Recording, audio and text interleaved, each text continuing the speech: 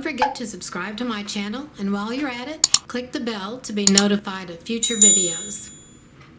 This is Feathers quilt block. It's 12-inch finished. Here's the diagram, and there are just A and B patches. The A patches are squares and the B patches are rectangles. Here are 4 blocks set block to block, and here is a sample quilt layout. You can use jelly rolls or 2.5-inch strips, fat quarters. I'm going to use fat quarters, and I cut 2.5-inch strips off fat quarters. Patch A is a 2-inch finished square. You cut 2.5-inch squares. You'll need 8 patches for the dark fabric and 8 patches for the light. Here are the AccuQuilt dies you can use. Patch B is a 2-inch by 4-inch finished rectangle. You cut 4.5 inches by 2.5-inch rectangles. You'll need 4 patches of the dark and 6 patches of the light. Here are the AccuQuilt dies. You can do this. If you don't want to cut all these patches with AccuQuilt, you can strip piece these. Use your 2.5-inch strip cutter to cut the strips and then subcut them as we do down here below. So we are going to strip piece. From the dark fabric, you need 1 strip at 2.5 inches times the width of fabric. For the light fabric, you need the same thing, 1 2.5-inch width of fabric strip, plus you'll need to cut 2 at 2.5 inches by 4.5 inches. There's an additional 2 patches for the light fabric. I have cut strips from fat quarters. I've sewn them together and pressed the seams open on both of them.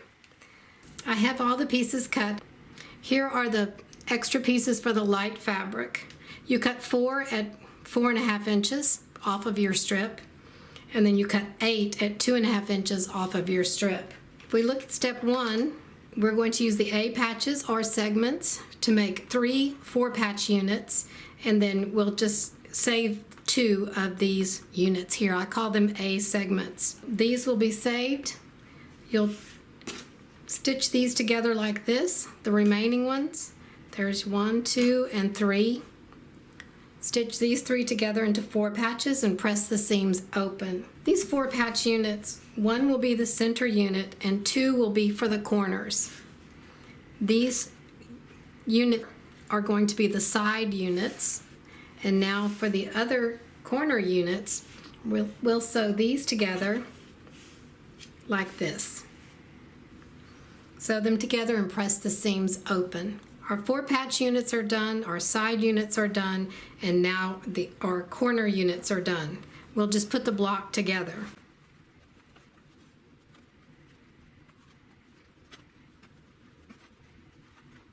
Sew these units into a row, these into a row, and these. Press your seams open, then sew the rows together, and your block is finished. You guys probably noticed I had something turned around here, but I managed to find it and fix it. So here's the block.